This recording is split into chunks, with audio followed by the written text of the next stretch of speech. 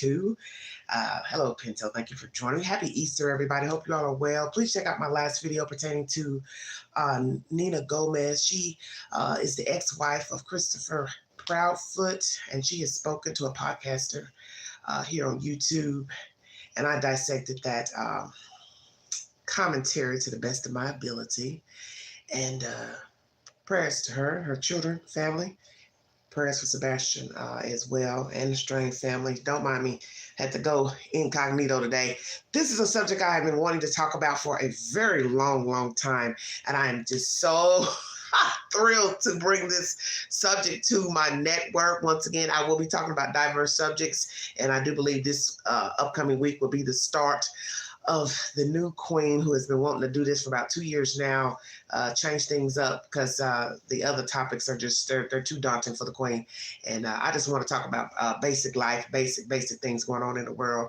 But I will finish covering any story that I've posted to my network, and also videos that I've brought. I will finish those stories out.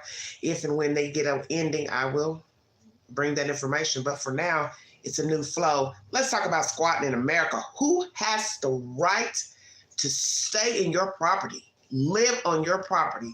A lot of times you will hear in the videos that are airing in America, this is a civil matter, ma'am. This is a civil matter, sir. You got to take them to court. So let's do a little digging about squatters' rights. Thank you all so much for joining me. I hope you enjoyed this content. I'm going to show you a little bit of videos of people trying to get people out of their homes and properties. Lord, prayers to everybody.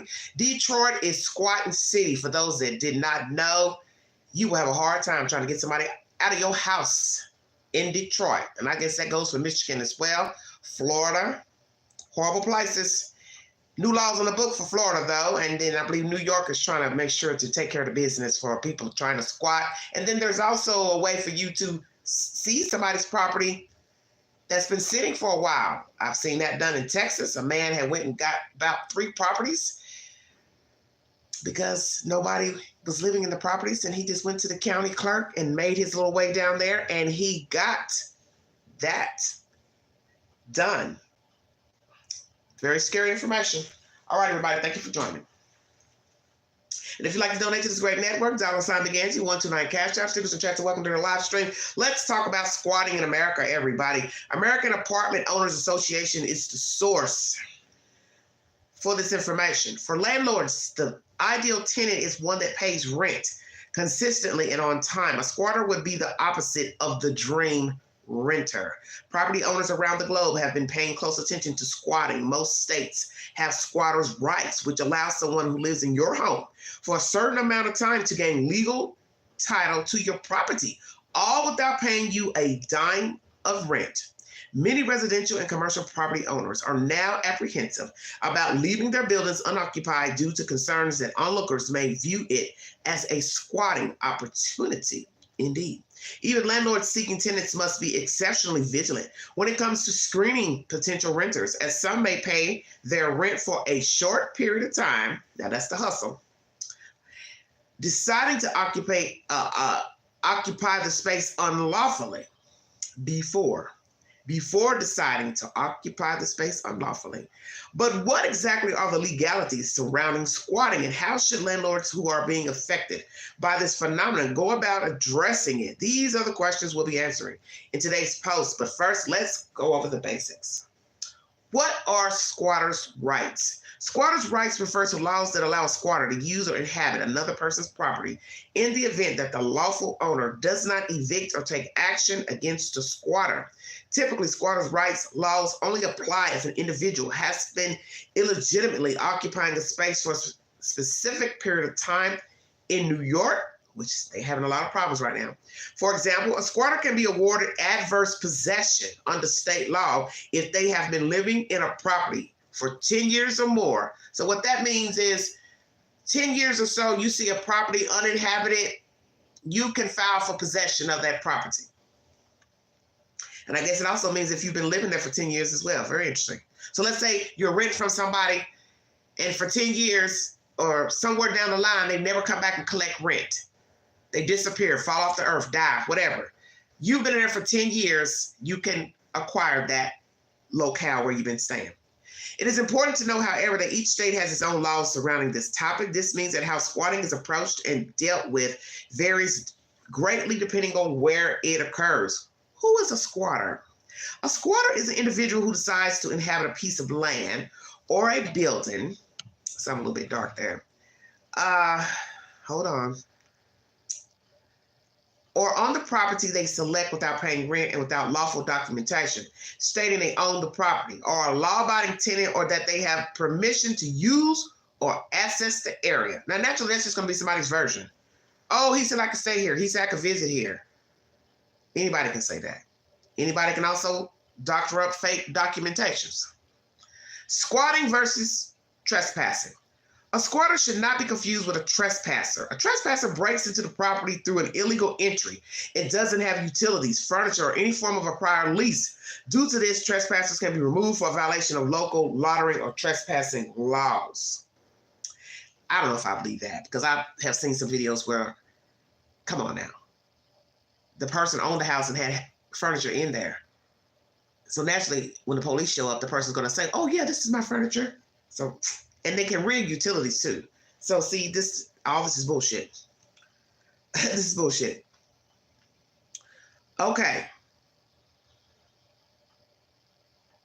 However, a squatter may have grounds for remaining on the property if they're able, as I just said, to provide utility bills, tax documents, or gain an adverse possession claim, depending on the state laws.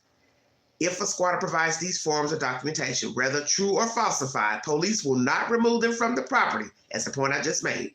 How are you going to prove it? The property owner would have to take them to court to get the ownership issue resolved. And God, have we heard about that? Which states have squatters' rights? Here are the states of squatters' rights, also known as adverse possession laws, exist in all 50 states of the U.S. How and when these laws are enforced differ greatly from state to state. Below are the states that have a squatter's law that requires the individual to have lived on the property in question for 20 years or more. Delaware, Georgia, Hawaii, Idaho, Illinois, Louisiana, 30 years, Maine, Maryland, Massachusetts, New Jersey, 30 years, North Carolina, North Dakota, Ohio, 21 years, Pennsylvania, 21 years, South Dakota, and Wisconsin. Meanwhile, the following states have a squatter's law that requires the individual to have lived on the property in question for 19 years or less. Here we go. Ooh, Lord, this is a mess. Alabama, 10 years. Alaska, 10. Arizona, 10. Arkansas, 7. California, 5. Colorado, 18. Connecticut, 15. Florida, 7. Indiana, 10. Iowa, 10. Kansas, 15. Kentucky, 15. Michigan, 15. Minnesota, 15. Mississippi, 10. Missouri, 10. Montana, 5. Nebraska, 10. Nevada, 15. New Mexico, 10. New York, 10. Oklahoma, 15. Oregon, 10. Rhode Island, 10. South Carolina, 10. Tennessee, 7. Texas, 10. Utah, 7. Vermont, 15. Virginia, 15. Washington, 10. West Virginia, 10. And Wyoming, 10. So these are the states where a squatter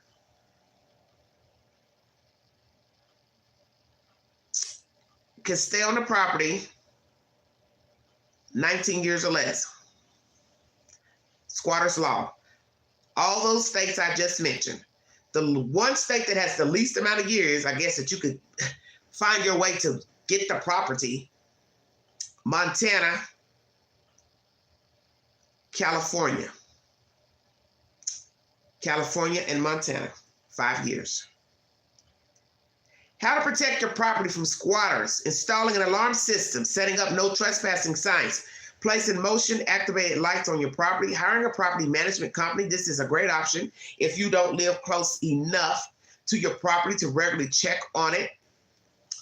Let's see what else. How to evict a squatter. Squatters have access to the same information that landlords have, so it's important that you arm yourself with all the necessary facts and steps. Number 1, call the police. Provide a formal eviction notice, litigation, remove any possessions left behind.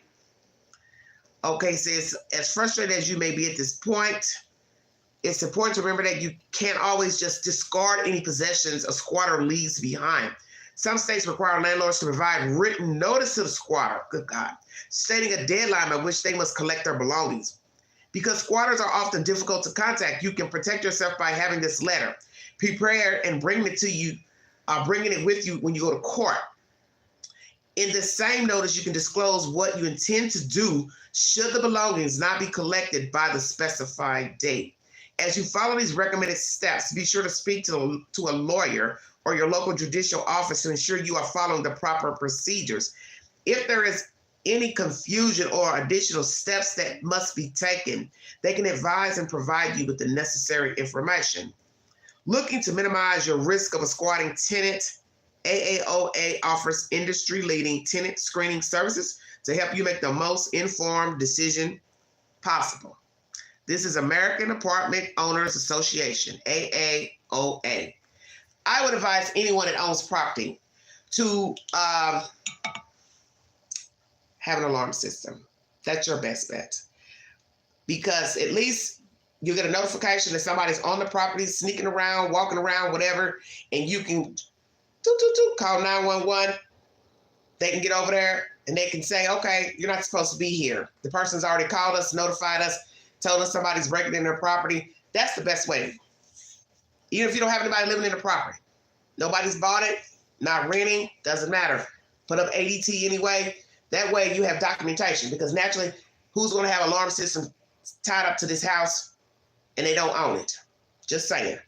Let's get down to business. Thank you so much for joining me, everybody. Let's watch a little bit of content pertaining to laws and bylaws pertaining to squatting. Oh, what a mess. We're going to go to New York because they're having some problems in New York. Thank you for joining me, everybody. Governor Ron DeSantis is expected to sign a bill protecting homeowners from falling victim to squatters. The spotlight really on this story lately.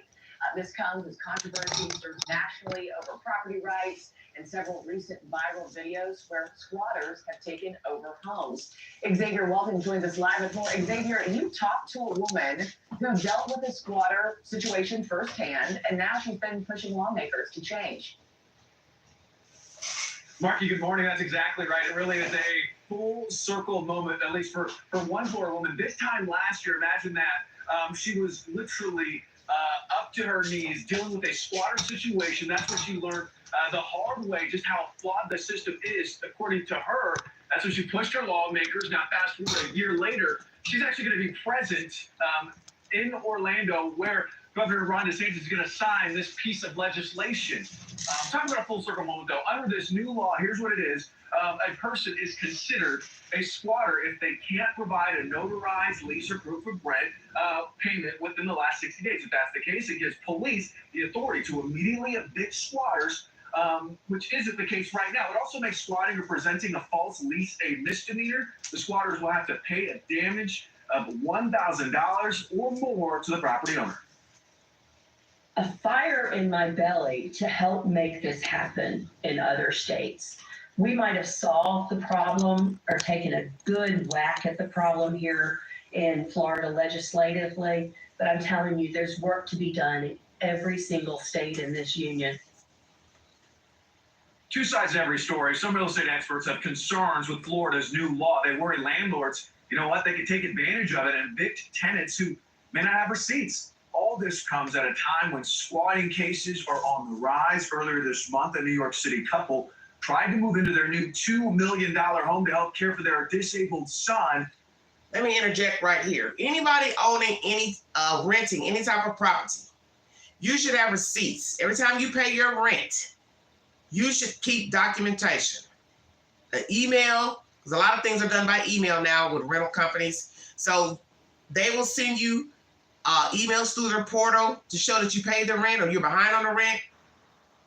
Keep all checks, money orders, cashier's checks. And it's sad to say this is how you're going to have to live, but you do not want to wake up one day and have somebody in your house, because let me tell you, they will move in your house with you still living in the house. Not just going in abandoned homes, but abandoned properties. Anybody just break in your house, and I still think a person will be sitting up here arguing with the police that they went to the market or they went on vacation and came home and somebody's in their damn house and they actually live there. Their name's on the deed or they got a lease, and you're sitting here having to prove who you are. Now, naturally, if these people have been in your house while you're gone, they can rummage through your things and throw out anything that you had, such as receipts, rental lease, bank notes, whatever. This is a very dangerous game. This is why you need to always have somebody you trust to look after your property.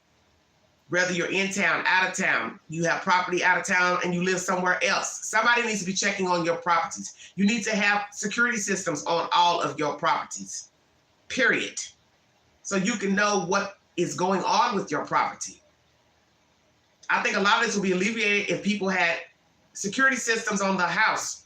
That way, when the people start breaking and entering, you can just call the police and say, hey, I'm watching my camera on my phone and somebody's breaking into my house. And it won't matter if there's furniture in there, lights on, water on. The police can ask these people, what are you doing here? And they can catch them in the act.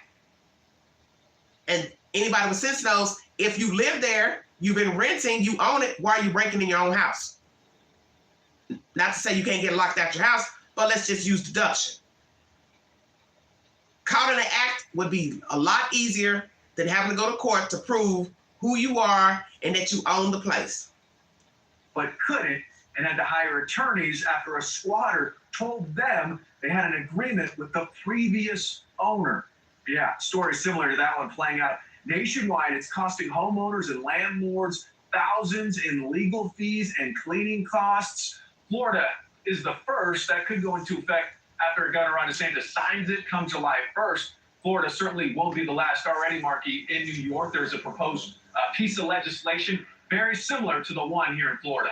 Yeah, a lot of people saying this bill couldn't make more sense. I mean, homeowners have the right to say, my house, my rules.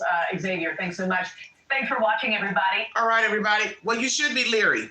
I would be leery having any type of Airbnb, anything, because you got to make sure you have everything in writing. Everything in writing. That's my advice to anyone that wants to go into this arena. Hold on one second. Let me. Having a little difficulties here. Well, hold on. All right. I don't know where all my other content is.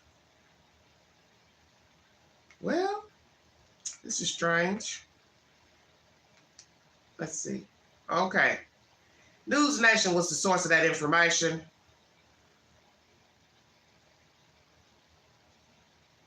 Let's go to this story here by ABC.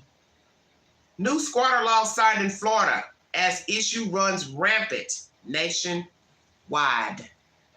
Prayers to anyone having to go through this situation. God bless you, honey.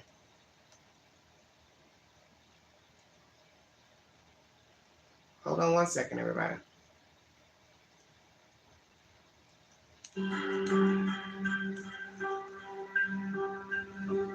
Owning an extra home was just my little bit of extra income for my retirement. Patty Peoples never imagined that buying 2 small investment properties near her home would turn into such a colossal nightmare. Oh my gosh. I mean, what a year this had been. Literally 1 year ago this time, the house was in shambles. I can see that they changed the lock on the front door. How is that not breaking and entering? The 61-year-old from Jacksonville, Florida, became a victim of squatters, a maddening situation that cost her more than $40,000 and put her in danger. I thought, if I put the key in the door, then I don't know what's waiting on the other side. It was last year when Peoples put one of her houses on the market. It sat empty for less than a month before 2 strangers broke in, according to Jacksonville police, and staked their claim, taking over. I called 911. And as I'm describing to the officer that there may be somebody that had broken and entered into my house, out walks a young woman, and she said, well, I rented this property yesterday. It only got worse. I own this house. Tensions escalating in this heated altercation the very next day. After Peoples entered her home and asked the strangers to leave. I see Excuse me. If you touch me again, I have every right to be in this you house. don't have any right to be in the house at all. You do not. You do not. I'm not asking you. You are touching me, and this lady is. Believe it or not, the police officer told me, I will arrest you if you do this again. They have the right to privacy. I cannot tell you the frustration I felt at this point. According to this police report obtained by ABC News, the squatters had a fabricated lease and were repeat offenders. To people's surprise, police told her there was little they could do. Police gave me the really devastating news was that this was not a crime, that this had to be managed in civil court. People's ordeal is part of a rampant squatter crisis affecting residents from state to state. As you're trying to bring more awareness to the laws that you think need to change. If a squatter enters a home illegally, never had a legal right to be there, they should be prosecuted as criminals, criminal trespass. If they present a fake lease, it should be fraud. When someone is in a property, they have what is called adverse possession. They take that property on as their own, and they do have certain legal rights. We would think it's trespassing, but they have to be evicted through the court process.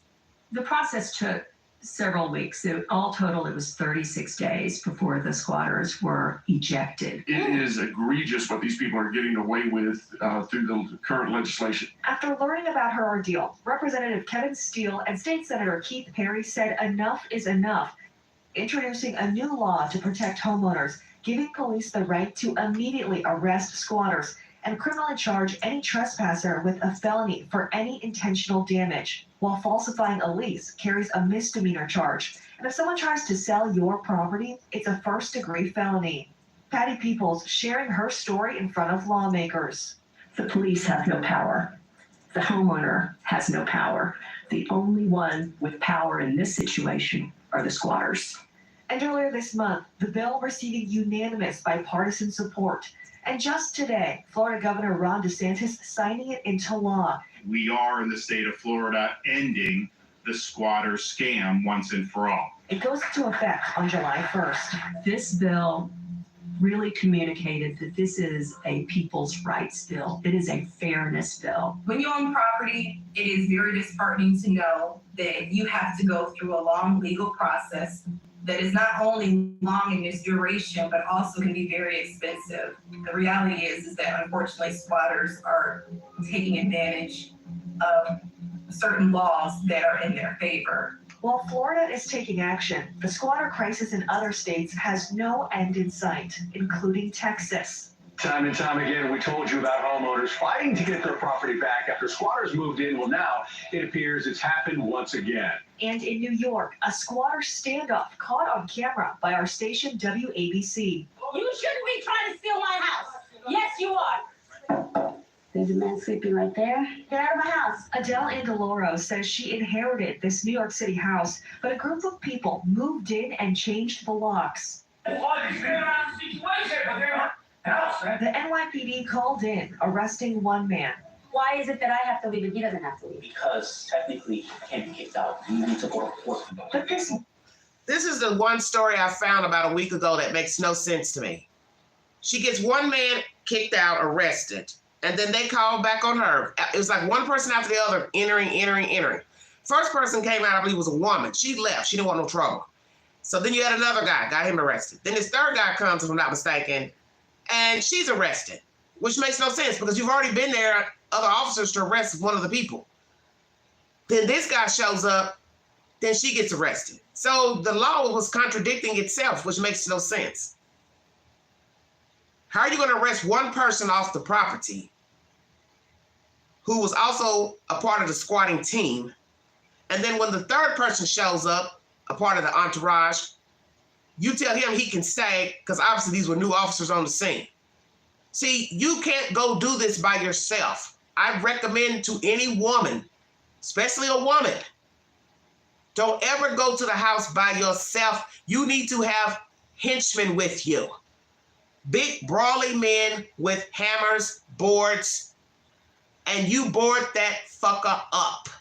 Because trust me, nobody is going to want to be boarded up inside of a house. You could do it two ways. Board it up, gate it up. The other one is called gasoline, or take all the fucking doors off the hinges, depending on your mood. But they can come out of there by all means necessary. Because I wouldn't argue with anybody about my property. This is why you always need to have a security system. You cannot leave a property vacant today. People are homeless. People are going from place to place. People are being evicted. People are having non-renewal leases. There's not enough places that are renting. You cannot afford to leave a property open because people talk. People walk by properties. They see it's vacant. And if they want to break in, they will. They will make fake leases, documents, all type of things. Rig electricity. Hell, go find a used generator somewhere and hook it up. There are ways to sustain yourself. People do it all the time. I frankly don't recommend nobody having a property, leaving it sitting still. I understand people do. You inherit a house, such as this woman in New York, and look what happened to her. She's sitting here arguing with a second set of cops about her home. Forcing his way back inside, was allowed to stay. Call the police again. The man telling WABC investigative reporter Dan Crow he signed a lease in October, though he showed no proof. So how does this all end then? When do you leave? The way it ends is either she pays me my money that I put into the house, pay me the money, and I'll leave, or send me to court, and we deal with the judge in court. In New York City, squatters have tenant rights after 30 days, making this a landlord-tenant dispute. So I got a feeling he had no paperwork. He had nothing to show. And you hear him say, oh, well, she paid me, I'll go, or we go to court and settle it. That's just to buy time to stay on that property. It's a game. That's all this is. It's a dirty, dirty, dirty game. And while they're in your house, they're tearing it up, bringing in everybody, Pookie, Ray Ray, pit bulls, everything you can think of. It's a horrible, horrible situation. And what'll be terrible is when you finally get them out, you still got to turn your back on the house unless you decide to live in it. Because you'll be afraid to walk away from the house and the process starts all over again with somebody else moving in there. But 9 times out of 10, this guy didn't have any documentation because when you watch the original video, there were at least 3 of them that showed up to the house. It was a woman, then a man, and then he showed up. So they all were working together. They were all working together. It's a very sad story. Adele had the locks changed again. You're getting arrested right now? For what? For being in my own home. Police took her away in handcuffs for unlawful eviction. The charges against Angela have since been dropped.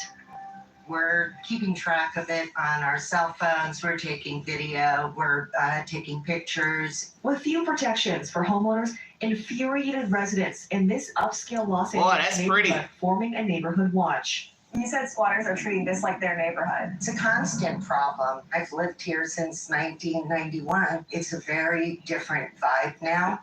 For me, personally, it's triggering. I don't feel safe. What is your worst fear? Well, that this will escalate and if more crime could be invited into that house, it could turn into a drug den. One squatting incident in New York has even turned into a murder investigation. 2 suspected squatters on the run for a murder in Manhattan have been arrested in Pennsylvania. According to the NYPD, 52-year-old Nadia Vitel's came upon 2 squatters living in her late mother's vacant apartment, and she ended up dead. Vitel's body found stuffed in a duffel bag. Meanwhile in LA, I did a video on this lady about a week and a half ago. Please check out that content. I don't know if they were actually squatting because something about the story doesn't add up. Nobody knows anything. Nobody knows how they got in the building. We're talking about an apartment worth $2 to $5 million. This is bullshit. The apartment belonged to her late mother. You can only use a key to get in the elevator to get to the floor. Stay woke now. So how would some squatters be able to get up to that floor without a key? They say they had the woman on camera fooling with her car in a parking space or something. And shortly after she went into the building, the young couple, they walked in behind her. Now, they don't tell us what's the timeline of them walking in behind her, but I smell bullshit. Because she lived in the type of building where she didn't have a front door. The elevator was her door. So that means you had to put a key in the elevator to go up to that floor. So how would a stranger get a key to go into the elevator and put it on her floor number? That makes no sense. Family members came looking for her because they had not heard from her. Her foot or her arm was hanging out of a duffel bag in the front closet, and that is where they found her. It's very depressing. A very depressing and horrific story. But I think they followed her into the building, because from the video I saw, the building had a front glass door. So I don't really know what's going on. They talked to the super, it's an older black man, and he's saying he didn't notice anything suspicious, or he don't know how they could have gotten in the building, or how they would have known that she wasn't living there, or I don't know. Maybe they read the obituaries that a woman died, but you still would have to know how to get in the building. It wasn't a building where you could just go in and put a key in the door. Her apartment opened up from an elevator, not a front door. So you'd have to have a key. How would they get a key? So this is still a bizarre story coming out of New York. Let's see what they have to say about Los Angeles. A lot of notoriety is Flash Shelton, a man who calls himself the squatter hunter. Squatters are not homeless people. Squatters are self-entitled, criminal-type people that don't care how their lives are affecting others. He's out squatting the squatters. He recently helped an elderly widow remove a squatter from her multi-million-dollar home in the Hollywood Hills and caught it all on camera. So you came to the house and confronted him here in the driveway? That's correct. I understand you've been squatting at this residence? No. Yeah, I got in between him and the house, and I just said, I understand you've been squatting in this residence, and he started to tell me he had a lease. My goal right now today is to get you out of this house. I actually followed him in, all the way in. We just sat down and I talked to him for like an hour and a half. For Flash, a former handyman, this work is personal. When a squatter took over his mother's house, he moved in with the squatter until they left. I own a home, and you're telling me someone can just come in and set up shop, and they don't have to leave? Yeah, I've had many cases where the people are just on vacation. The police, and they just say, look, I live here, and you have a civil matter on your hands. That's what I said. Can't do anything about it. Police can't do anything about it. Back in Florida, Pat? Let's talk about that, because everybody handles the situation differently, and all the laws are different in different states. He moved in with the squatter. How do you feel about him moving in with the squatter? Because like I told you, people can move in your house and you're actually living there. It's not. What would you do? You come home and somebody is in your house. The house that you actually have furniture, electric, water on. Would you call the police, or you would just walk around with the squatter there? Or would it be some smoke in the city? I live in the great state of Tennessee, where this is a caring state. There wouldn't be much conversation for this type of scenario. And that's one thing I don't hear much in this state, of squatting situations. I just don't. I can't even tell you when the last time I heard a squatting story in my region. Because most people already know that people in Tennessee carry guns. So I think the rest is self-explanatory. And if they don't carry a gun, aren't licensed, don't have a permit, don't have a gun, you probably are not going to walk out of that. It's going to be a problem. But bigger cities tend to have this epidemic for some crazy reason, and it's very prevalent in Detroit. Social economics, no jobs, people on drugs. So it's a haven for squatting because a lot of properties are abandoned in Detroit. Very sad. She's learned a thing or two from her harrowing journey. They actually go to open houses as a legitimate buyer or renter. and are scoping out the property. It's important to post no trespassing signs all over your property. The second thing is that there exist non-drillable locks. Many of these squatters drill out the deadbolt on your front door. Don't do like I did. Don't approach the squatters. While her experience has left her feeling vulnerable, Peoples is grateful homeowners like her are now protected under the law. The fight is absolutely not done yet. It must be taken to every state. And if some sort of federal legislation can be crafted, I think that would be the best solution of all. All right, everybody, that's ABC. Thank you for joining me. Wow, wow, wow. Serial squatters couple has lived rent-free for years. Let's see what ABC 10 has to say about that. Wow. Scary, scary, scary. Very scary. Hope you all are well. Happy Easter, everybody.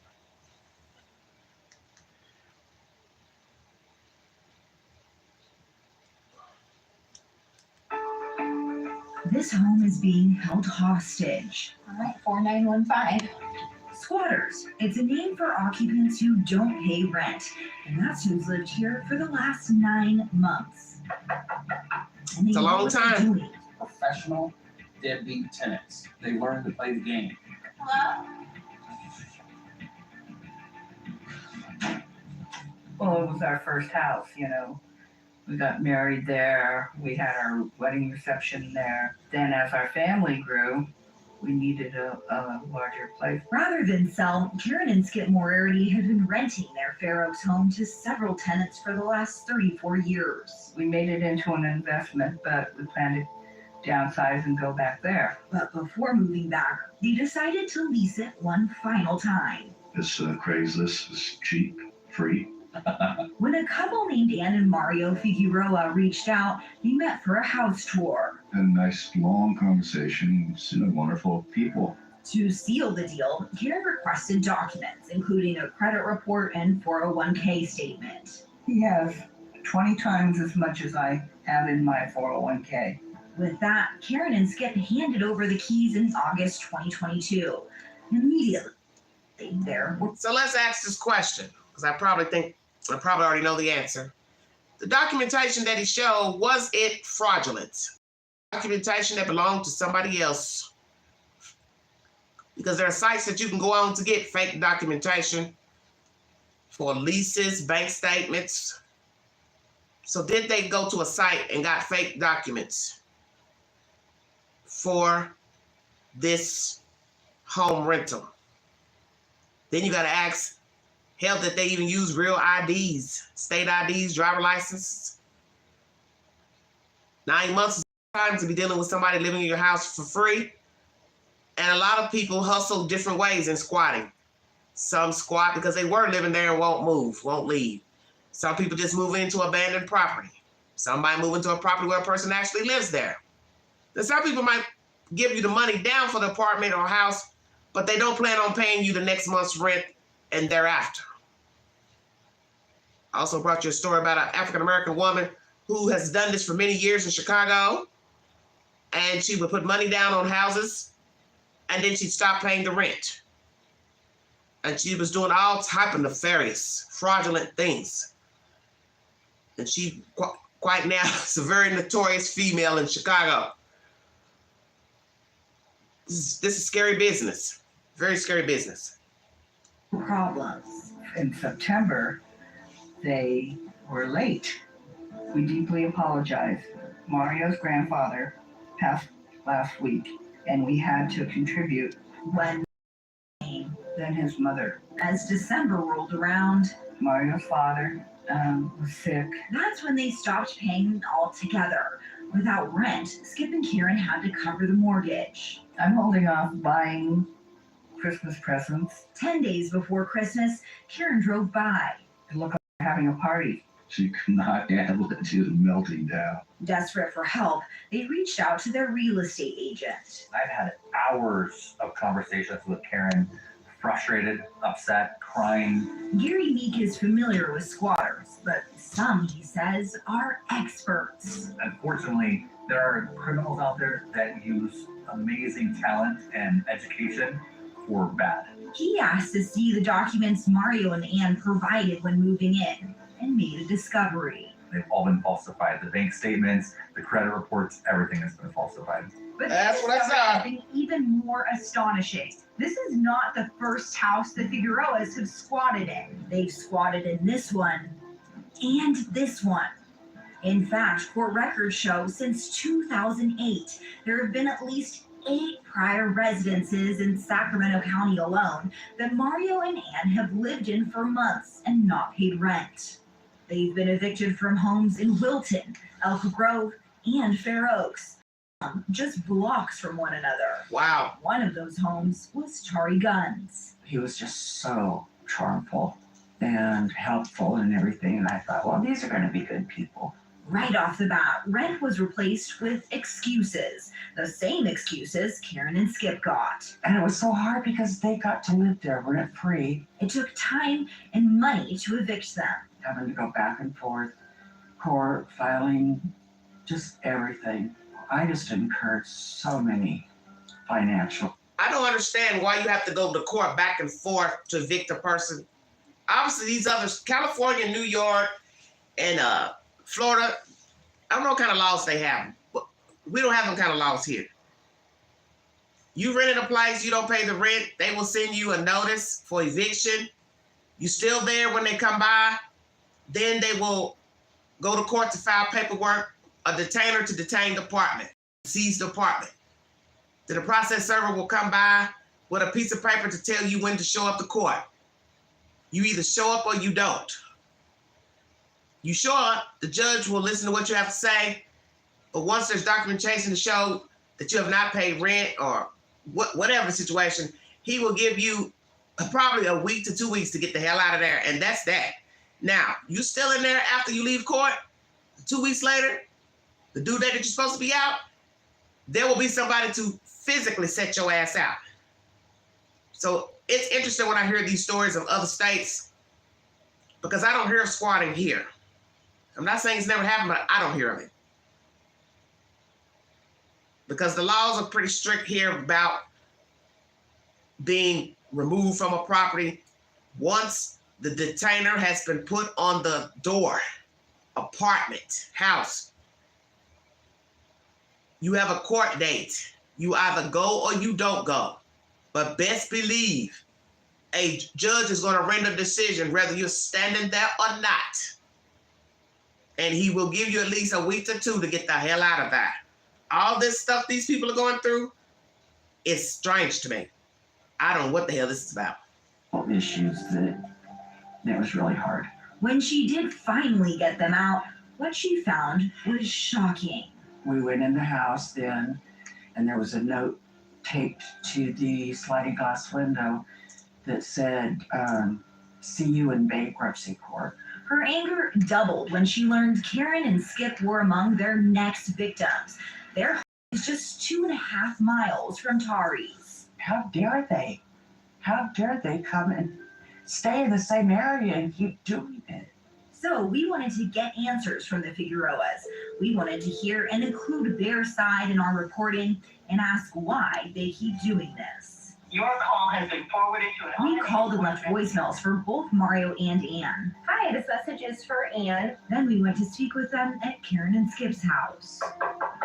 No one answered, but it seemed like they were there or had been recently. The light's on, but After multiple attempts, we left a letter. telling them we're requesting an interview with them. On our way out, we noticed the trash can. It's like there's fresh stuff in the trash can. At this point, the eviction Wow. process had started 4 months before. It looks like a lot of like refrigerated stuff, so maybe they moved out. Any steps taken towards getting them out, Karen and Skip credit to the man they hired to evict them. Once I get involved, they can start packing because they're going to go away. But as we've seen, California law makes it a lengthy and often costly process to evict squatters. If you follow administrative law, it will go step 1, step 2, step 3, step 4, and pretty much go by the book, with a few exceptions.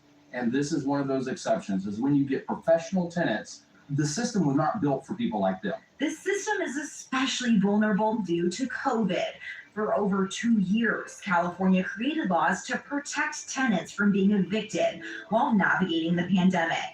Between that and backed up courts, California's system enables squatters, Barry says. We're so much into victims' rights, but the problem is in this case, they don't see the landlords as a victim. He says current law treats landlords like they're massive entities with endless funds.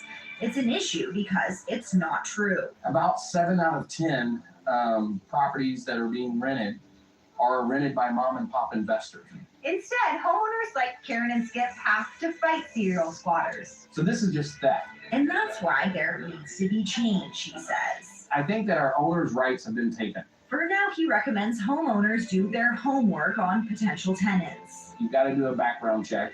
You've got to do a criminal eviction, credit, verify your employment, verify your income. Or better yet, he says, hire a property manager. Hire somebody that does it for a living. His work paid off. After our interview and 9 months after they first moved in, Mario and Ann were evicted. So you guys have not been in at all? No, not at all. Tari and our crew went with Karen and Skip as they entered their house.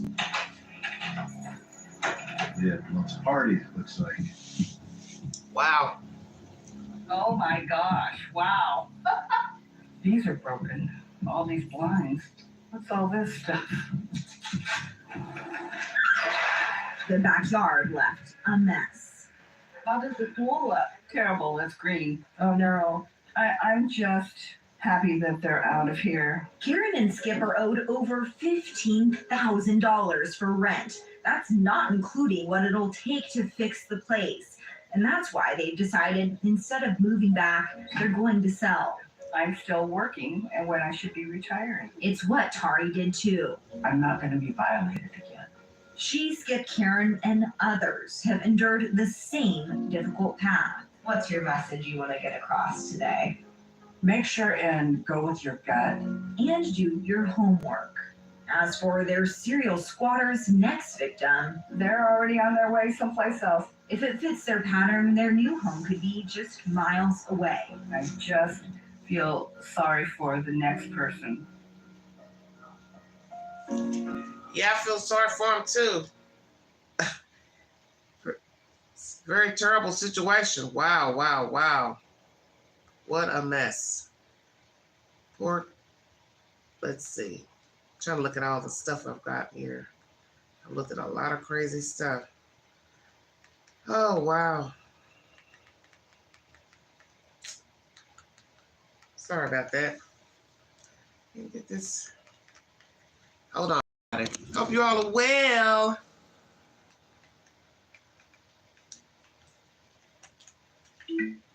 Well, there you have it. Just jumped off. Okay, well. Oh my goodness, this is just good old YouTube. Got me doing all this old extra stuff.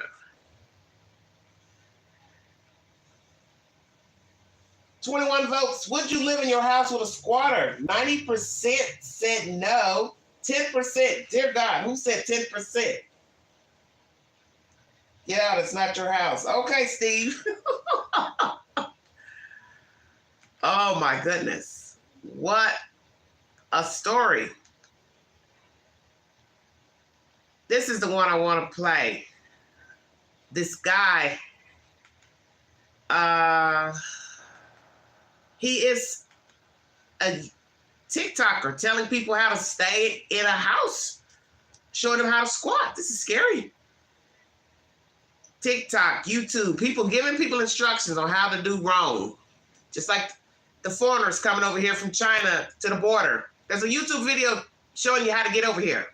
Stay woke.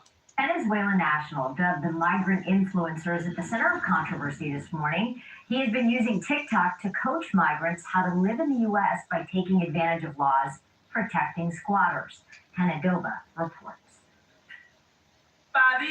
Una casa en tu estate. In his most recent controversial TikTok video, Moreno is telling his followers to avoid living on the streets in the United States. They can, quote, invade empty homes and live there, saying under U.S. law, if a house is uninhabited, it can be seized, referring to squatting rights in our country. That video garnered almost 4 million views. As we have more migrants moving into cities, more homelessness, we are going to see more of it, more squatting. James Burling is a property rights attorney. But they're talking about all the advantages that you can get from squatting. It's inevitable that it's going to increase. In past videos, the illegal migrant bragged that he came to the United States to vacation and now lives off U.S. taxpayers because he had a child in this country. He also tells his followers that he waits for Americans' hard-earned pension checks to come in every month. In another video, he is urging fellow Venezuelans to pay the fines of a 15-year-old migrant who allegedly shot a tourist in Times Square, saying, quote, today it could be him, tomorrow it could be one of you. But this recent video on squatting is making headlines, as Moreno tells his comrades that if they fix up an abandoned home that is deteriorated or in bad condition, they can get credits when the properties are sold. While Burling says that is not the case, the misinformation is now out there. Well, I think publicity, like what we're seeing in TikTok and viral videos of that nature, are going to magnify the idea that squatting is an alternative to not having enough housing. All right, everybody. I think that young man's going to be found dead somewhere. That's exactly what I think. Got us another story. This is the one out of New York. Well, I brought you that one. Let's see what News Nation says, how to get rid of squatters. Good luck with this. California man flipping the script on some squatters by squatting in the same house. Squatting is when somebody takes over your property and they don't have the legal right to. It's a problem cropping up across the nation. Homeowners in Texas, Illinois, New York, I'm sure in California, recently making headlines because they can't get squatters out of their house. And it can be a long and costly legal battle. In fact, in some cases, it's like the person's in the house and you can do nothing about it. But Flash Shelton, he got innovative. He found a way to get him out of his mom's vacant California home without this the guy I showed earlier. First of all, I love your name. Thank you. Good morning, Dave. Good morning to you. Okay, so you actually found out about the squatters. First, how did you find out about the squatters? Did your mom tell you? Did your neighbors tell you? First, the neighbors kind of reached out and said that they saw some activity there, and so I called the police, and they confirmed. The realtor also confirmed that there was a house full of furniture, and that was how I first found out. But this home was empty. Was your mom's property completely empty? Yeah, my father passed away. I moved my mom in with me, and the house was vacant on the market to sell. Okay, and you live in Nevada. I live in California. You live in California. Okay, I have this article that says you're from Nevada, but yeah. I believe you, not the article. You actually squatted in your mama's house with the squatters? Yeah, that was the intention. How do you squat in your own family's home? Very dangerous. What did you do? Sit on their couch? Sit on their face? What do you do? Very dangerous. I just waited for them to vacate so that I figured if they could take a home, I could take a home. But what do you do? Do you camp in there with a sleeping bag? Do you stare them down while they're watching TV? Yeah, it didn't come to that. As soon as I went in, they weren't going to go in. I gave them the option to take their furniture and go. Very interesting. I had keys. I had utility bills. So if I'm in the house and they try to get in, I can defend my house. So once they left, if they didn't leave, then I would have been in the house with them. But as they try to come back in, I can defend my home at that point. Wow. I can report an intruder. I have a broken-in back door from them. I can call the police. And at that point, the police have no jurisdiction to kick me out of the house either. So all they would have to tell them is basically they can... Let me stop right here. This is where the law makes no sense. They broke in to get in. This law makes no sense. The law is giving people the right to just break in and stay in the house. So you go stay in there with them. Then they left. He said he locked the door. Well, then how would they have been able to lock the door if they didn't have no key? I don't understand this. Make it make sense. How did they get in the first place? 2, they couldn't have had a key because they don't legally live there. So I don't understand. So he says he locked the door behind him. Now he has rights to his own house because he's now locked the door. He can call the police. This is very strange to me. Because if he didn't know them and he never rented to them, they had to have broken in to stay in there. So how would he be able to lock a door back? This is weird to me. You know, they can take me to court and make a civil action against me. But I would believe that most squatters would just move on. You know, they want somebody weak. They, like a bully, they're not going to go after somebody who fights back. So this a lady, and she moved in with all her furniture, and was she alone or did she have a family? So she on the video called it her crew. It was lady and several men. It was a group of people. There were 3 cars in the driveway. And you weren't scared? That's what I'm saying. This is dangerous. You're going to go stay in your house alone with a bunch of strangers, and you don't think they could have done something to you. This is the part that's dangerous. We know they're looking for weak-minded people, but you don't go into the lion's den alone. I do not recommend anybody going to their property alone because you don't know what's on the other side of the door. You don't know who's there. They can have guns, knives, and they can unalive you. And guess what? Ding, ding, ding, ding, ding. They can then definitely stay until somebody else comes looking for you. You have to use common sense. You get the wrong crew, they would unalive you right there in your own house. Either hide your body in the house or take it out and dump it somewhere. And God forbid if you're a single person owning a property and you don't have relatives that know all of your personal business and effects, this is a recipe for disaster. That's all I'm going to say. I believe in going with 2x4s, nails, gates, and a gasoline can. That's what I say. You letting the squatter know you either going to get boarded up in here or I'm going to set this bad boy on fire. Take your pick. Go however you want. You can choose. But your ass is going to come out of here one way or the other. The anticipation, not knowing, because at the time I didn't know who I was dealing with. When I made the drive, I didn't know who was in the house. But you were just ready to face it. You were ready to just do what it took. Yeah, I was ready regardless of what it was. You just have to plan for the worst. And I think that, the anticipation, you're a little bit nervous. You got that gut, that feeling in your gut. But when you get there and you're doing it, at the moment I'm walking in the front door, the adrenaline's going and it's just, you just do it. And you went in there, they were gone when you actually showed up. And then when they arrived to come back in the vacant house, or what they thought was vacant, they found you. And you said, get out. And the end is on YouTube, because I guess you have this YouTube channel. What is the name? United Handyman Association on YouTube. And people can watch all of this. I love it. I'm so happy for you and your family and for your mom. Let me look it up. United Handyman. You going down and handling business, Flash. So Flash Shelton, handyman and superhero. Thank you for joining us. Thank you. Thank you for watching. Wow. Isn't that something? United Handyman. There it is right there. Let me see, everybody. Woo!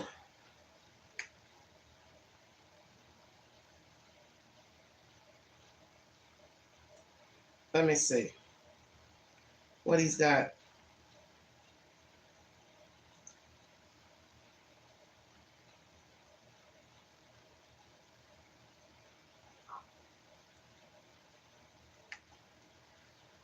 Hey, everybody. Hope you're well. Trying to pull up this content.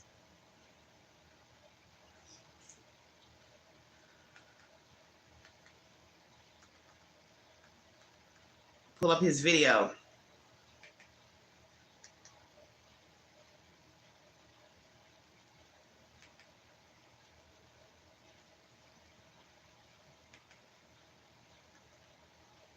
because I don't see it.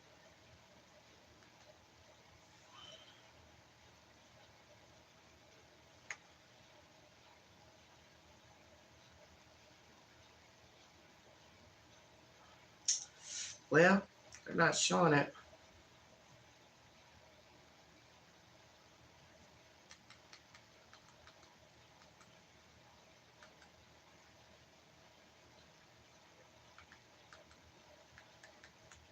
One second. Gotta try to pull it up. I don't know why it's not coming up. Outside the box.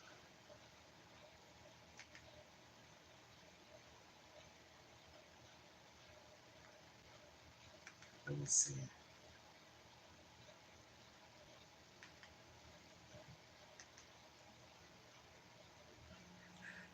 Hi, this is Flash from the United Handyman Association with Handyman Answers. So this video is about how I got kicked squatters out of my mom's house in a matter of hours without the support of law enforcement or the legal system. But first, I just wanted to say, let me go ahead and get to it. Well, I guess it's gonna show it. Oh. Two-story house, and installing cameras, this lady and her granddaughter pulled up to the house, and they walk up to me, and we have a conversation, and here it is. Hi, are you Flash? Yeah. I'm really sorry about all this. I really am. It's just, it's a nightmare beyond. And The stuff is in the house. You told me that it was accidentally delivered to the garage. That's a good I idea. didn't say it was in the garage. Oh, no. Who said that? But Well, but anyway, I mean, it's been in the house a lot. for a long time. And, I've had realtors over here telling me they can't do anything because of all this stuff. And so basically, I'm up here. Oh my gosh, that's It all terrible. has to be out before I leave. I've got guys scheduled to come take the stuff out later today. So either you take it out or I have to take it out and put it out in the driveway until it gets picked up. But I can't leave with anything in there, or whatever's left in there is staying there. So I'm putting cameras up in the security system, and I have to deal with this house. So it's been. Do you hear her talking? She understands. See, he didn't meet the squatters that don't have nothing to lose. Like the two black women that were going off on a white woman down in Florida, they were literally about to fight her. They weren't going anywhere, and they didn't have nothing in that house, in her house. So this lady's being, kind of cooperative, like, okay, but he didn't meet the squatters that would have been like, get the F out of here, I ain't going nowhere, you ain't going nowhere, or you ain't coming in this house. He didn't meet those kind of squatters. See, the difference about this squatting business is going to depend on the person who owns the house and the person that's squatting. You get you somebody crazy that owns the house, may not end well. The people who are in there squatting, if they're going to be gangster, it may not end well. It really depends on either party.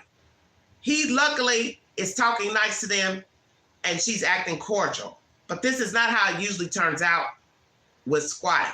Because frankly, he doesn't really have to explain anything to her. All he had to do is just say, well, I came over into my house and realized there's stuff in here.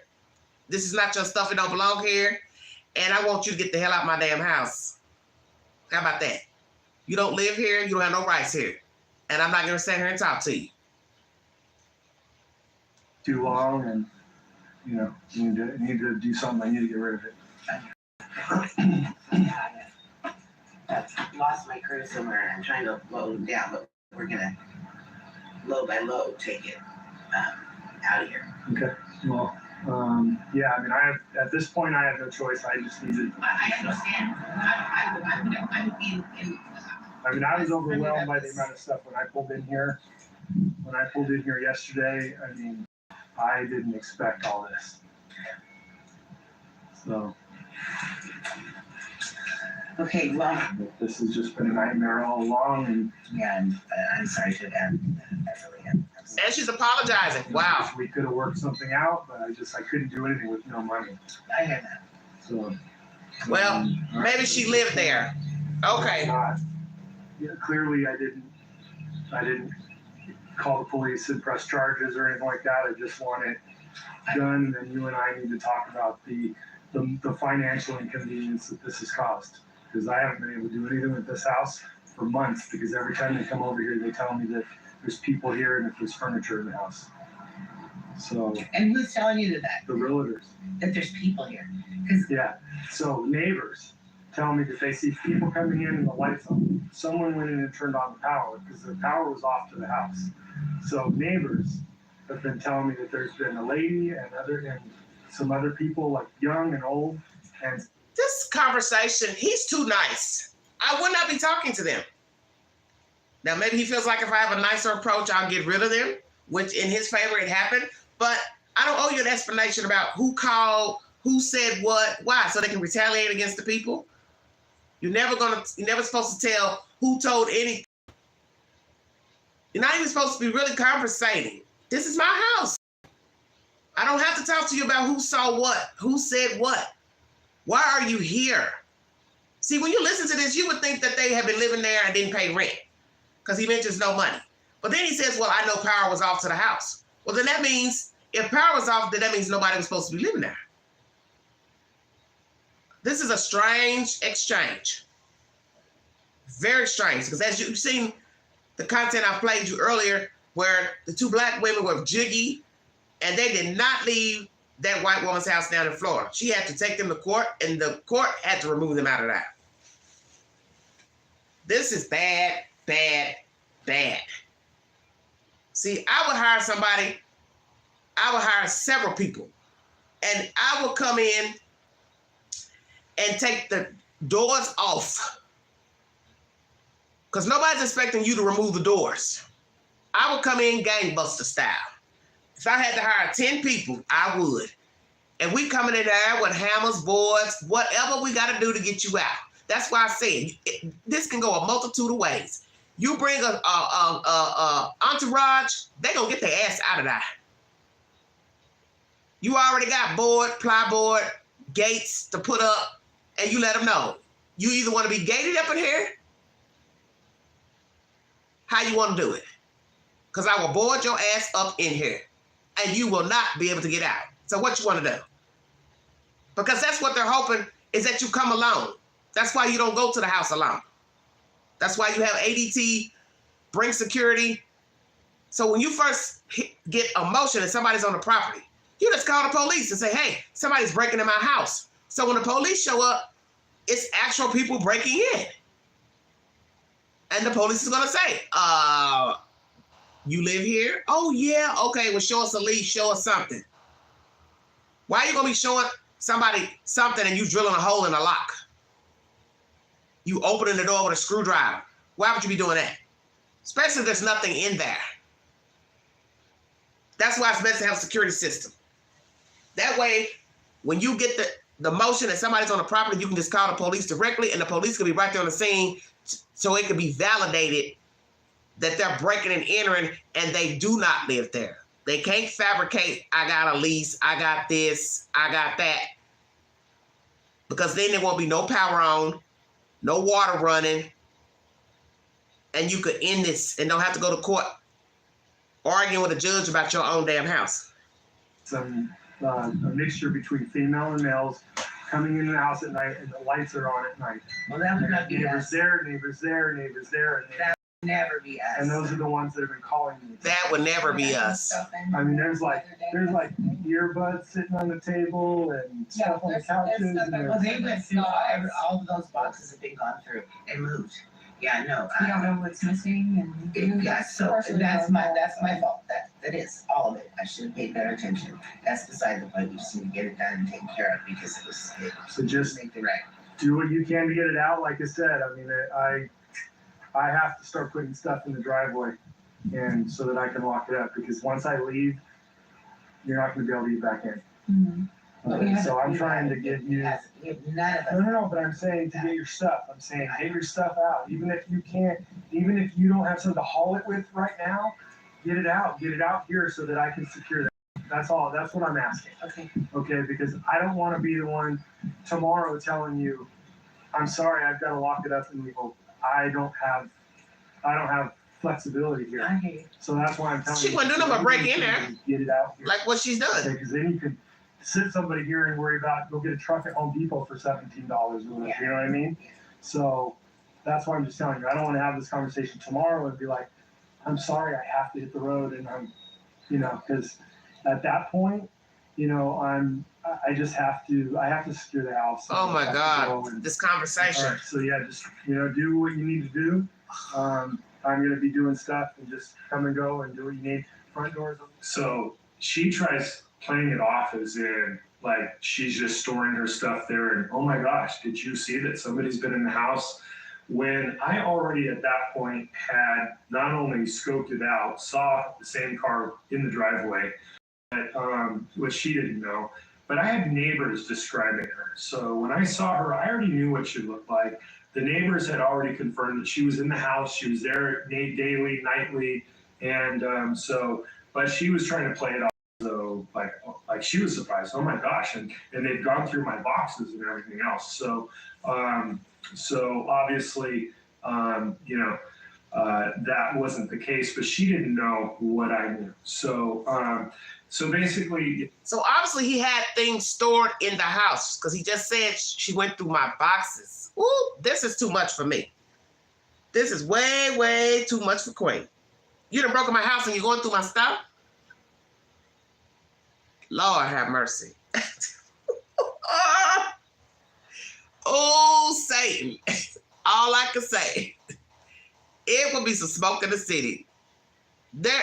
He handled this way better than Queen.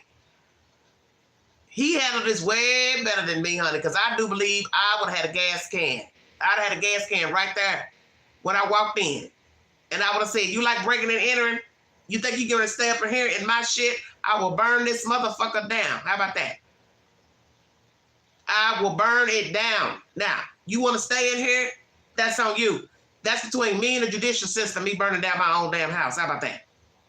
I bet you they would have got up out of that. Because he handled this too kind for my taste. All this talking in circles about, oh, it's so much stuff in here, and I got to get it out, and the neighbors told me somebody was over here, and I wouldn't have been saying nothing. That's why I said, most squatter situations do not turn out like this. These people are jiggy, and they will fight you and try to beat you up on your own property. I talked to, there was tons of stuff. So I had to be prepared for her not to move out or not be able to get the stuff out. So I saw a couple young guys across the street, big, strong guys. I walk over and I'm like, hey, do you guys need any furniture? And they're like, yeah. I'm like, well, look, I said, I got a house full of furniture over Very there. smart. That if she doesn't get this stuff out by midnight tonight, you can, if you help me get it out, if you help me drag it out to the driveway, it's yours. You can have absolutely anything you want for free. And they're like, sure, awesome, So I already had them lined up. And then, so she agreed to get the stuff out. And I, flat out, it's like, it's whatever, in my mind, I'm thinking, whatever you leave is mine, right? You're not going to be able to go back in the house. And I didn't want to be that guy. I was trying to be nice about it, as you could hear in the video. You were too nice. I just wanted it done. I just wanted them out, and I needed them out as fast as possible. So the funny thing is, she was having trouble getting somebody there to help. So at one point, and I wish I had this on video, she came over to me and she said, so you know how you said you had help? I said, yeah. She says, well, do you think they'll help me? And I laughed and I'm like, I said, they were going to help me because I was going to give them your furniture. I said, I'm sure they'll help you, but if you're not going to give them the furniture, you'll probably have to pay them. So, anyway, they get the stuff out, right? She brings in trucks and has a bunch of people, and all day long, they're taking stuff out, and you can see pictures. I've got pictures and video of like the driveway, and here you go.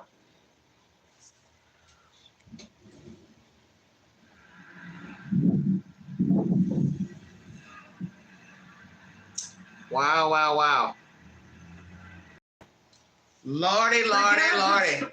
Sorry about that intermission. What a mess. What a fine, fine mess. I can't even imagine. I can't even imagine. I'm sitting here bartering with somebody about getting their stuff out of my house and listening to a bunch of stories. This is crazy. Oh, look at there. Rick's handyman service just showed up. Interesting.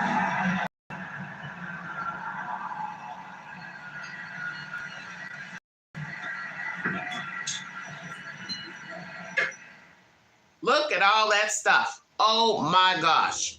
Look at all that. All that shit was in his house. Okay, so in summary, I created legal, being the legal tenant. I then waited for them to vacate so then I could be the squatter. So I move into the residence basically. I put up security cameras and I let her know that, this is what I'm doing so that if you enter again, I'm going to call the police and trespassing and I'm going to have you on video. Just the fact that I was there was enough. But wow. Now I get them out. They got everything out. Did they make the midnight deadline? No, but they had everything out. I was probably 2, 3 a.m. the last time I checked the cameras. And because I was sitting there watching them on cameras and just going and check. I think it was like 2, 3 a.m. when when they were finally like completely out. They were completely out of the driveway, out of the house. I went the next day and, I locked it all up, made sure cameras were working and stuff. But the other thing is, if you hire an attorney, you call the police basically, they're not going to kick them out. They're going to tell you to go to the courts. Then you're filing a suit. The legal process is so slow. And at some point when they're in there, you're going to feel like that they have more rights than you do. And that's how you're going to be treated. So even though it's your house and you're paying the mortgage or whatever, squatters have, at some point, squatters feel like they have more rights than you. So they don't have incentive to leave until a judge tells them to, until they're actually ordered to.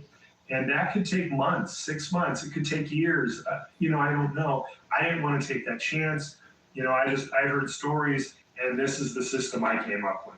It's like, become the squatter of the squatter, and all their stuff is mine unless they get it out. So, maybe it doesn't work exactly as easy. Maybe you're dealing with somebody that's different than who I was, but that's how I did it, and that's what worked for me. Now, the sheriff's department, after all this was done, after I had everything secured, I drove to the sheriff's department. I went in, I asked, they let me talk to the actual sheriff. This is a small town. And I was sitting in his office and I said, look, here's the story. This is what's going on. I said, this is what happened. I was honest. I said, I called your deputies. I called you guys, and your deputies would not go in there. I didn't know why. I didn't know if it was because they knew her. I didn't know what the situation was other than them saying, well, somebody's in there, so we can't do anything, which is absolutely idiotic. That I'm telling you, somebody just broke in. Can't you go take them out? So anyway, so I told him what I did. And, he was kind of shocked and like, oh my gosh. And, it's funny because I was told by the realtors that, oh my gosh, I could make tons of money because up in these small towns where they're vacation properties, apparently squatting, it happens like daily. And they're like, oh my gosh, you could sell your service up here and make a killing off of getting squatters out of these homes, which, I'm not doing that for a living, but it was actually fun to do it. I won't lie about that. I'm gotten successful. That's because you didn't meet nobody violent. We were able to sell the home.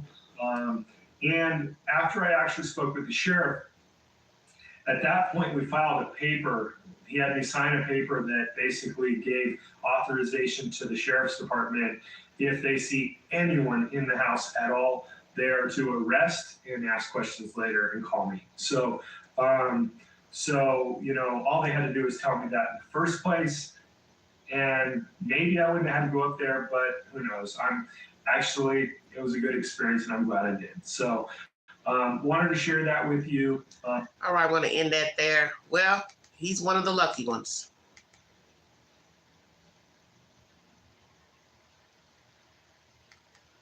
What a mess. What a mess.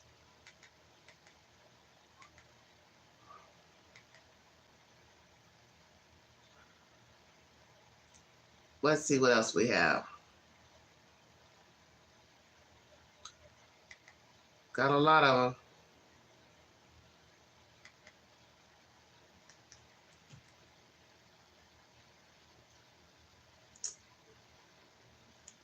Thank you for joining me. Welcome to the Vault XL, everybody.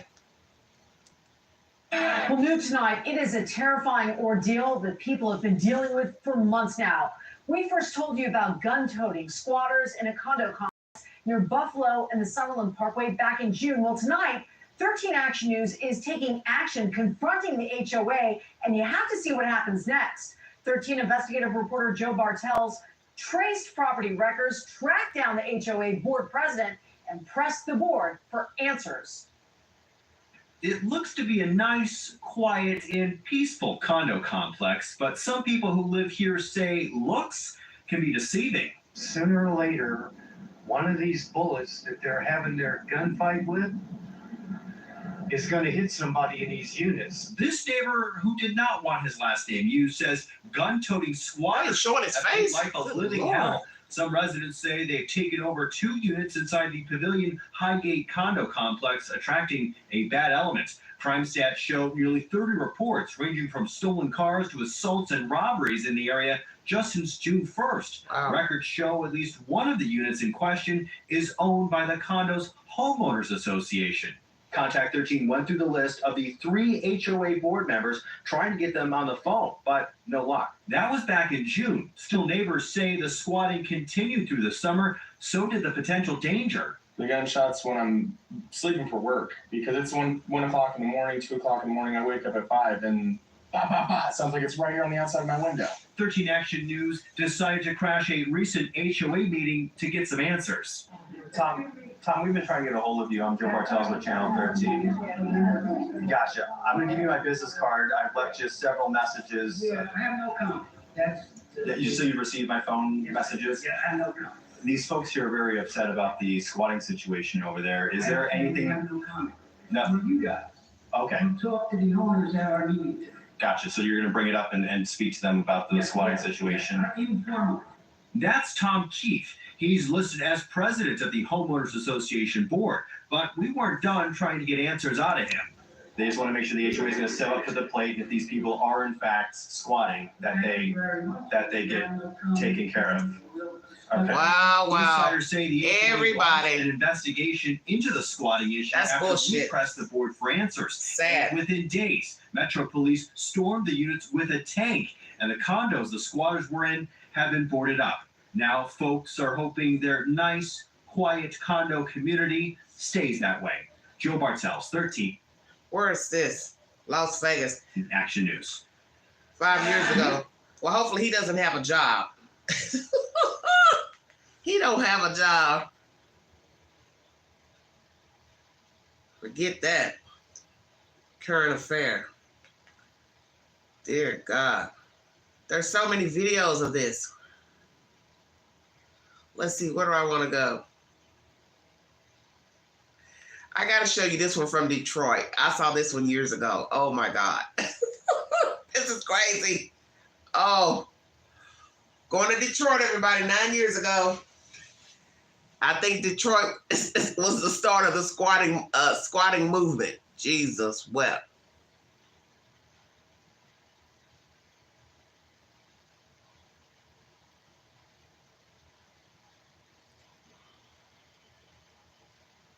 Her in Detroit. She's a real cracker. I'm under ice. I'm on the edge. She recently did a story about a woman who bought a house in Detroit and wanted to sell it. But a squatter had taken over the house and refused to leave. The police were called. But Lynn, the squatter, claimed the homeowner tried to run her over. The homeowner went to jail, and Lynn moved her stuff back in the house. Now you're caught. And the story? Hell no, I say. Possession is 9/10 of the law, after all. So I met with the homeowner in a nearby vacant lot. Somebody moved in her house, and this is her lawyer, and they want him out. May I have your permission to enter your domicile? You have my permission. May I have the keys? So maybe you're a squatter trying to outmaneuver a squatter. My attorney has the papers that says it's my house. Well, I brought my bathrobe. I think I'm gonna go move in. Got a lawyer. Come with me. And the news reporter. Good luck with this. Golly. What a mess. Detroit. Before I went to move in, I called the cops. Motor City. After all, I don't carry a weapon, and Lynn, who is known to the Michigan penal system as Arthur, is on probation for felonious assault. Arthur gets dressed like a woman. I'm well. How are you? Go, Arthur. I'm coming over. Yeah, I got the keys. Look for Okay. I'm not cooking dinner. I'm gonna go pick up my child. Oh, can I get in? No, sir. I have the deed here. You do? Yeah, here's the deed. Here's the check. All right. Uh-oh. And I got permission from the landlord. Okay. So I can legally go in there. You know. Yeah, I can legally. You can legally let me in. Let me in my house. Oh, it's Lynn Williams. It doesn't say that. Well, of course He not. said This let is me in all my house. paperwork, and everybody else knows it. Okay, Jesus. This is my house. Mm-hmm. Say for a month And a half. and a half. Mm-hmm. You think you would be entitled to move in there? Well, Take my stuff. it's a lot of, I'm not the only one that is squatting. It's a lot of other people on the block, if you want to be technical. Okay, so he's You know, admitting to and a lot of squatting. People encouraged me to do what I'm doing now. But she wants her place back. Yeah, but I have put a lot of work in here, and I spent a lot of money. I am on a fixed income. Is that power hooked up legit there? My power is That's not legit. not. Let me say this. What fool admits on a camera that they're squatting? Other people are doing it. Other people encourage me to do it. But I put a lot of money into it. You mean you put a lot of money into breaking and entering? That's what you've done. This is the craziest bullshit I ever seen in my life. Lord have mercy. Legit. No, you stealing the power. I am. Stealing power as well. What do you do for the I receive Social Security. I don't have what a happened? Disability? Yes. What's your ailment? I'm not going to say. No, that's her right. That's That is. Oh, this is police. Yeah. What? The only thing that I have now is a letter stating that I moved here. Yeah. Well, that's from the Postal Service. Yeah, That doesn't count. Well, what's your legal name? Lynn or Arthur? Which one This is is my name, Lynn. Lynn Williams. Lynn Arthur Williams. That's my government name. That's the yes. government That's name. my So, but government that's name, not on Junior, that. as well as Junior. Junior. Because I'm a woman, and I'm not Respect. trying to. Thank you, because you're trying to call me out here. I don't think you're gonna get away with it. He's not calling you out, sugar. He's telling you that you're representing yourself as a woman, but you were born a man, Arthur. I can't say. Lord have mercy. You know what's so sad about this situation? That this was 9 years ago. 17 million views. And we're still talking about squatting today in 2024. And people have gotten worse with the squatting, and they are more violent. That's the gist of the story. I mean, I'm probably not. Yeah. The only thing that I have is until Oh. I'm going to jail for squatting. Well, so much for getting your children from school. This is a turn of events. Call my boyfriend next up. Are you gonna bail her out? He said call your boyfriend. Technically a violation of probation, so. What the hell? So she could be violating probation, means she go to jail for a while. 2 years. 2 years, which Oh, how about that? You break and enter in somebody's house, and you on probation. And I guess this her boyfriend shut your mouth, Queen, that says, she'll be going to jail for maybe 2 years. So what was her crime? Oh, wait, probably some kind of fraud. It's something if she gonna go to jail for 2 years. And then guess what? That's a boy and she a boy. I'm gonna let that sit right there. Solves the homeless problem.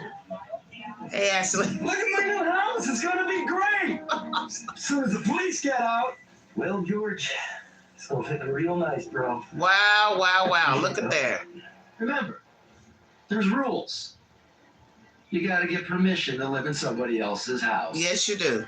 If you're having troubles, Atlanta, Chicago, Los Angeles, call us. Because we have a saying in Detroit. Oh, Jesus. Fox 2, working for you.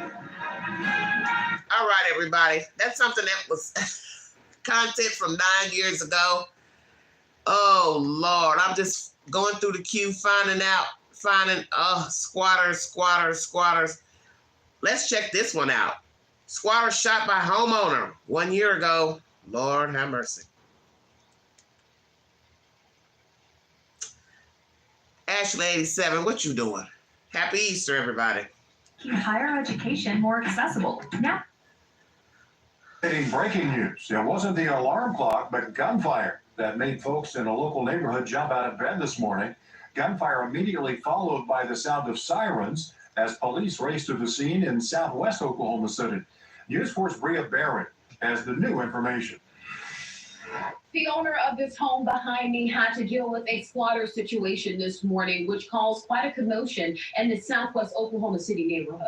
Gunfire erupting in this area near 42nd and St. Clair is not surprising Well, to I people said, who live nearby. somebody's gonna get hurt.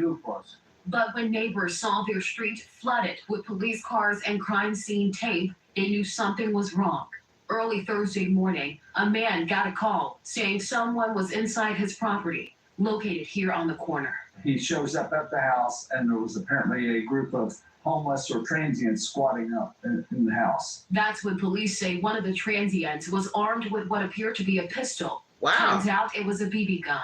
The property owner telling police the transient pointed it at him. The homeowner also was armed with a gun and shot and injured the other person. Neighbors fed up with the crime in this area. Nobody told you to walk in the house. Nobody told you to break in the house. So you deserve what you deserve. Simple said. Bria Beery, Oklahoma's News 4. All right, Bria, thank you. Now, police tell us the transient is expected to be okay. As for the property owner, it's still unclear whether he'll face any charges. See, this is what I keep talking about. You don't know people. The one guy that I showed you from California, he was nice about getting that lady out the house. But see, everybody's attitude isn't the same. He could have been a really mean guy, drug her out of there. Or he could have encountered some people in there that were violent, like these people had a BB gun, but then they lost the fight with the BB gun because the homeowner had a real gun. What a mess. I gotta see this one here in Nashville 6 years ago. Oh my goodness. God help me. A beautiful home, but how about this? No rent, no mortgage. Well, no problem. That seems to be the case for a Mount Juliet man living in a $500,000 home. Oh, it's storming? Okay. So how can someone get away with being a squatter? News Channel 5 investigative reporter Ben Hall went to find out. 6 years ago, I believe. We want to talk to you about why you're in this house. I want to talk to you about getting out of here. How's that? Oh, we cussing him out. Get out of my first. Touch the camera. Get that out of my first. About why he's been squatting in this Mount Juliet home. And they got a limousine parked out in the front. He's got an old limousine. I can't believe this.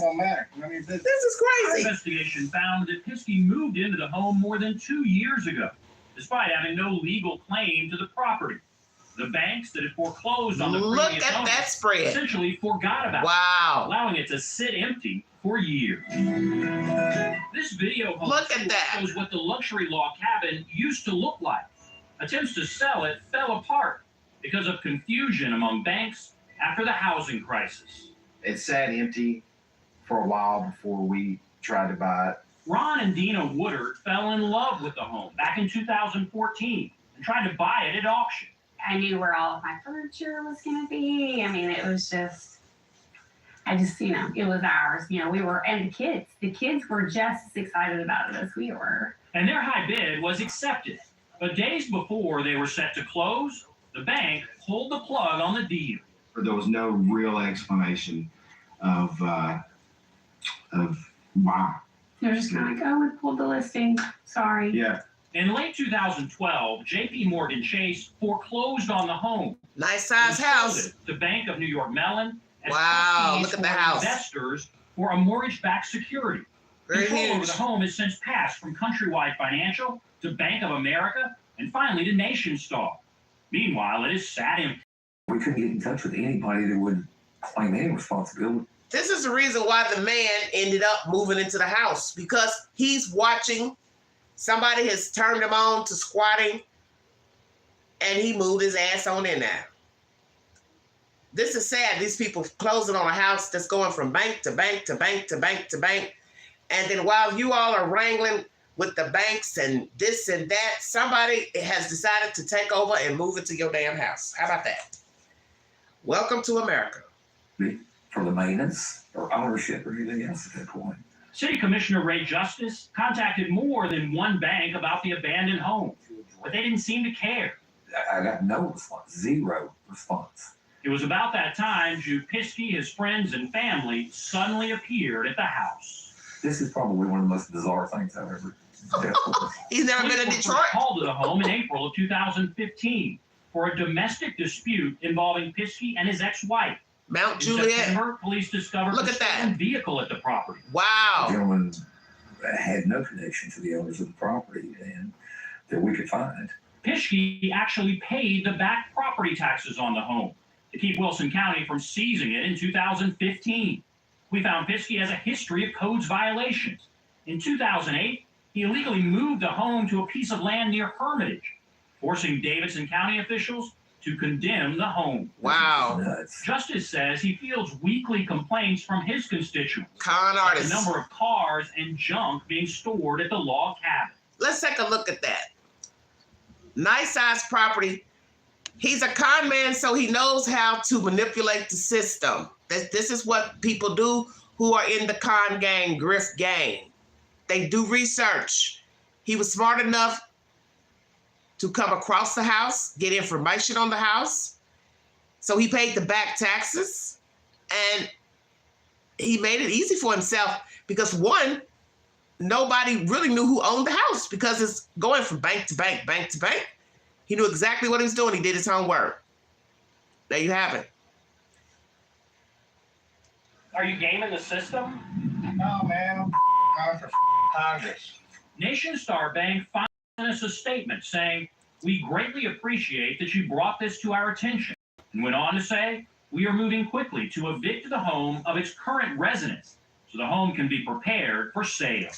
All I can do is applaud Channel 5 News. Thank you for actually going an extra mile and having the They probably break in houses up there too, honey. But as we discovered, getting Piskey to leave may not be easy. Right. This is not your property. The bank says you have no right to be here. As Piskey walked to his car, we didn't realize what was about to happen. Let me see here. Out of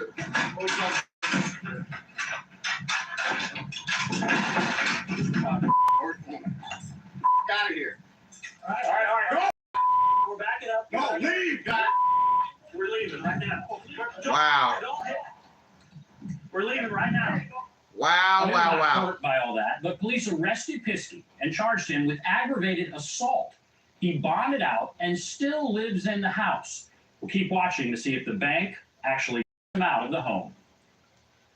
And that was years ago. Wow, wow. 6 years ago, everybody. Very scary. 1 month ago, oh, that's him talking about how they're doing it down in Atlanta.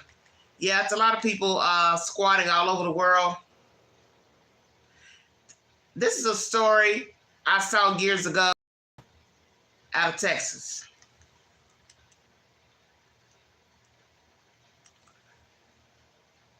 They probably do it everywhere, honey. Airbnbs, condos, nowhere's off limits. I like to call them serial squatters, and that's what they do. There's a North Texas couple out there tonight playing a very aggravating game of cat and mouse with other people's homes. They move in and then refuse to move out, owing homeowners tens of thousands of dollars. Our consumer justice investigator, Kristen Severance, joining us right now. You have spent months working on this story. Yeah, I'm going to introduce you to Heather and William Schwab. Court records show that they've been getting evicted since 2005. They were kicked out of 8 homes just in the last 2 years. And we found they keep moving in. So 8 homes. This is content from 6 years ago. At that time of filming, 8 homes these people moved in and out of in a 2-year span. These are what you call professional squatters, professional grifters, professional hustlers. They are working the system. They are researching houses. You wouldn't think people would spend their time doing this, but people are doing it. Whether they're homeless, don't have a place to live, or they just don't want to pay rent somewhere. They may give a little money down to the owner, and then before you know it, they stop paying rent and they just continue to stay. And I'm sure this was easy to do during COVID because lots of people lost money, homeowners, and people were able to stay in their apartments and homes and houses because of COVID and paperwork being put on the back burner. Offices weren't open, businesses closed, so on and so forth. and more expensive places. I spent 2 hours with him. Christine Reddick was trying to find a perfect family to rent her late father's home. She thought Heather and William Eric Schwab were it. And that's how important this was. We did one of these for hours. It's not like, here's your keys, come on in. She says everything on their application checked out, from salary to rental history. How much was rent a month? It was over 2. Right away, the rent check bounced and the excuses started. Can't talk.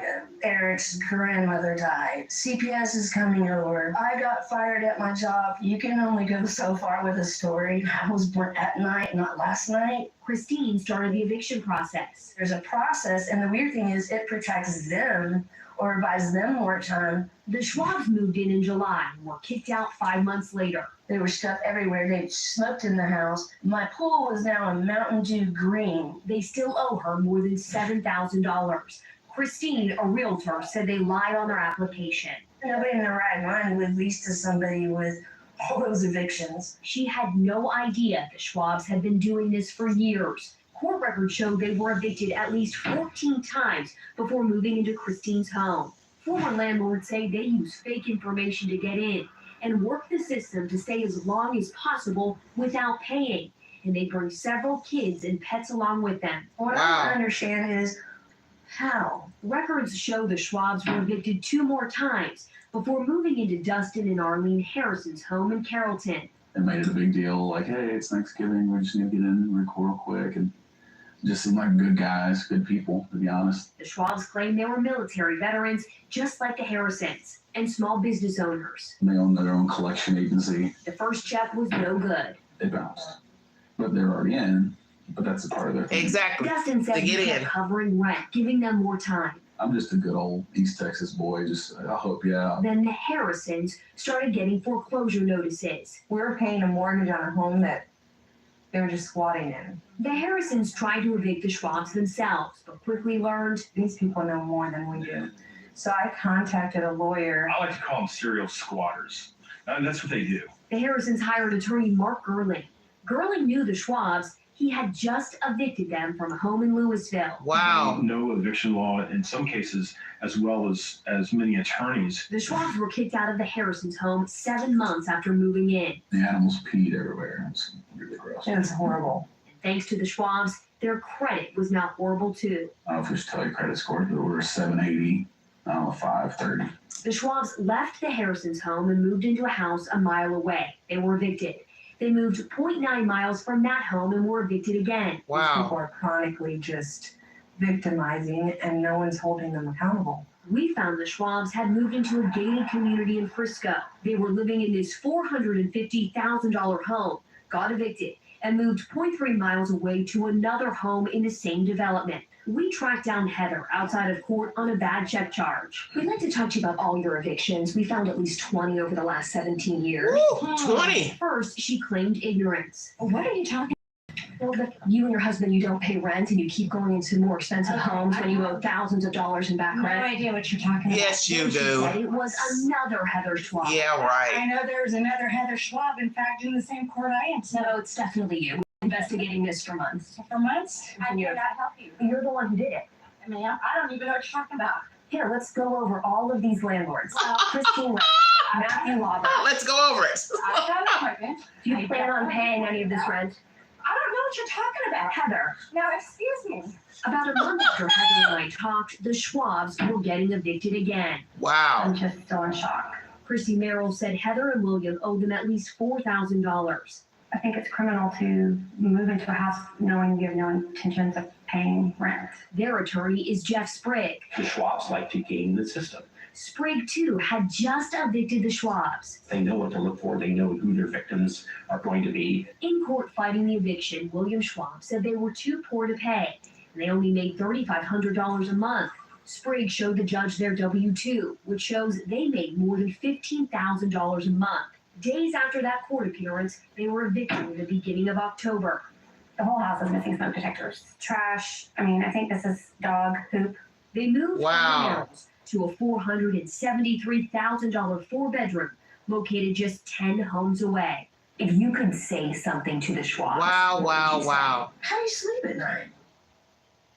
So the homeowner in their new place is currently trying to evict them. That homeowner hired attorney Jeff Sprigg, who told that the Schwabs will sometimes target homes that are for sale.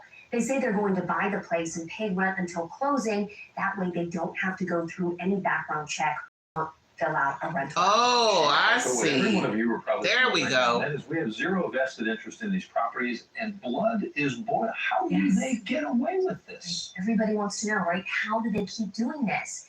Well, everyone that we talked to told us it's civil, not criminal. We talked to a lawmaker trying to change that. We'll explain how he wants to stop these serial squatters. We'll have that part of that story tomorrow. You'd think there'd be something to stop them, but apparently at the moment there's not. Right, and they don't care about civil. They don't care about judgments or Cannot civil. wait for tomorrow night. Oh my Follow up. gosh, Thank yes, you. you bet. All right, everybody. Thank you so much for joining me. That's the couple right there. Don't know what they're doing today. This was uploaded 6 years ago. What is sad is that, one, they were on a roll with it. They liked it. Lying about documents. Obviously, they were pretending to buy a home, so that way you didn't have to worry about the backgrounds wouldn't be checked as far as the credit score, criminal records, because when you're buying a home, you're just coming up with the money. It's not like renting. Renting, most people want to see your background. But some of these other personal people who, if they were renting to them, you obviously didn't check their background records, their criminal background. And that's going to be a problem. Because if you tell the people, well, bring me a copy of your criminal background, most people aren't going to come back. What's worse is that they have children. They're bringing children, pets. How do you keep moving a child around place to place, place to place? And at the time of this filming, they were being evicted by somebody else. This is ridiculous. Why would you want to keep doing this to yourself? I don't understand. You have children. It's different if you all were a single couple and you want to keep grifting and grinding, but you have children. You're going to go stay somewhere for a couple months, then poof, get evicted. Now, got to go somewhere else. And they keep going to places near other places. So they're going around the corner, down the street, up the block. Now you got lawyers who are familiar with them who are probably representing this person. Then next thing they know, here comes somebody walking in their office, show them the paperwork. He's like, oh, I just represented a woman, man, whomever. They ran into the same couple. How could you live like this? This is crazy to me. This is crazy to me. And I really would like to do an update pertaining to this couple and the white guy that owned that house, that was living in that house right there in Tennessee, here in Tennessee. I need to do an update on both of these couples, these individuals, because I'd like to see where they are today, because each story is from 6 years ago. And I've also showed you content that's recently going on, Florida, New York, different places. This is a new epidemic going on in America right now, squatting. People are squatting from not paying rent, pretending to put money down to pay rent, stop paying, people breaking into houses, living, rigging up power, fake leases, so on and so forth. This is the new hustle going on around the United States.